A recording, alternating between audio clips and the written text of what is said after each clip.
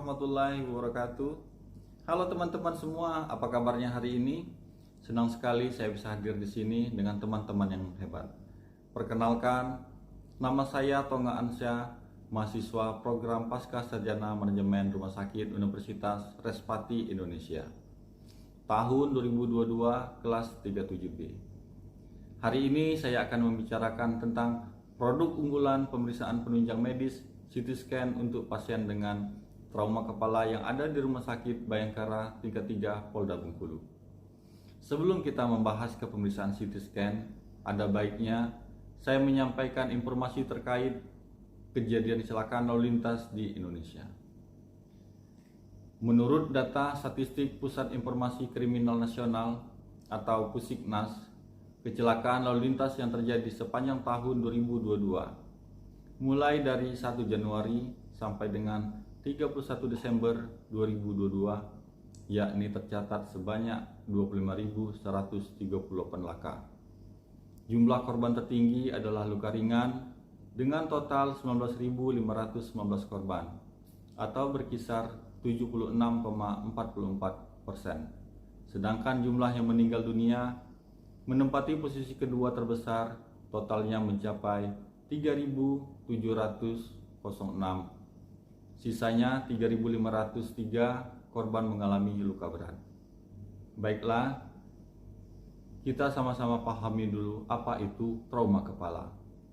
Trauma kepala atau cedera kepala adalah kelainan pada struktur kepala akibat trauma fisik atau benturan yang berpotensi menimbulkan gangguan fungsi otak. Benturan keras yang langsung mengenai kepala sangat memungkinkan untuk terjadinya cedera kepala. Tingkat keparahan cedera kepala ini tergantung pada mekanisme dan kekerasan benturan yang dialami oleh orang tersebut. Terdapat bermacam-macam kondisi cedera kepala, mulai dari cedera kepala ringan hingga cedera kepala berat, yang berpotensi menyebabkan kecacatan hingga kematian. Gejala cedera kepala ringan dapat berupa adanya benjolan atau pembengkakan di area luka, adanya memar, terdapat pusing atau sakit kepala, mengalami kebingungan dan sulit berkonsentrasi, keseimbangan terganggu, penglihatan kabur, telinga berdenging, dan mudah lelah. Sedangkan pada cedera kepala berat bisa dijumpai adanya penurunan kesadaran, adanya mual atau muntah hebat, adanya gangguan ingatan, bicara cadel, sulit berjalan dan menjaga keseimbangan, adanya perubahan perilaku. Kadang-kadang ada kejang, darah atau cairan bening keluar dari telinga atau hidung. Untuk anak-anak sendiri, gejala cedera kepalanya dapat berbeda dari orang dewasa dan terkadang sulit untuk dideteksi. Gejala mungkin terlihat pada anak berupa kejang, menangis, rewel, tidak nafsu makan atau tidak mau minum, atau anak menjadi tidak aktif. Untuk mengetahui apakah gejala-gejala yang dirasakan merupakan akibat cedera kepala atau masalah kesehatan lainnya, sangat penting untuk kita semua selalu mengkonsultasikan dengan dokter untuk mendapatkan diagnosis yang tepat. Apabila seseorang mengalami benturan keras kepada kepala, sangat dianjurkan sekali untuk segera memeriksakan diri baik ke klinik, rumah sakit atau dokter terdekat agar dapat memastikan adanya cedera kepala atau tidak. Untuk membantu masyarakat Bengkulu, maka Rumah Sakit Bayangkara Polda Bengkulu menyediakan alat pemeriksaan penunjang CT scan dengan 32 slide yang bertujuan untuk mendeteksi secara cepat dan akurat trauma kepala saat cedera. CT scan adalah prosedur pemeriksaan yang memanfaatkan teknologi komputer khusus dan sinar X untuk melihat jaringan dan struktur di dalam tubuh melalui berbagai sudut.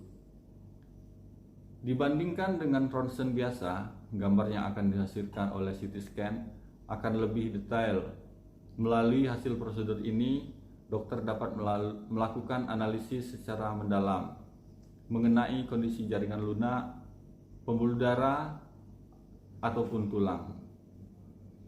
Beberapa tipe pasien yang membutuhkan prosedur pemeriksaan CT scan antara lain yaitu: 1. Yang mengalami cedera kepala karena kecelakaan. Yang kedua, pasien yang mengalami gejala akut pada bagian organ tertentu, misalnya nyeri dada, nyeri perut, atau sesak napas. Dan yang ketiga, pasien yang dicurigai memiliki tumor atau kanker. Yang keempat, pasien yang memerlukan pemeriksaan untuk mendiagnosis atau mendeteksi dan menentukan penanganan yang tepat pada penyakit pembuluh darah. Sedikit tip dari saya untuk mencegah terjadinya cedera kepala. Yang pertama, gunakanlah alat pengaman saat berolahraga atau berkendara atau saat bekerja di lingkungan yang berisiko menimbulkan cedera kepala. Yang kedua, pastikan lantai tidak basah dan licin. Yang ketiga, pasang pegangan besi di kamar mandi dan di samping tangga agar tidak terpeleset. Yang keempat, awasi dan pastikan anak bermain dengan aman. Nah, itulah tadi pembahasan video pada kali ini dan beberapa tips dari saya bagaimana cara kita agar bisa terhindar dari cedera kepala. Jangan lupa untuk selalu berhati-hati dimanapun berada agar terhindar dari kejadian yang tidak diinginkan.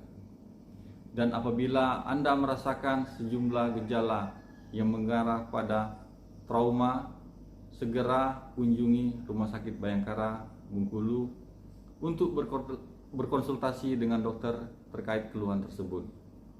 Saya, Tonga Ansyah, pamit undur diri. Wassalamualaikum warahmatullahi wabarakatuh.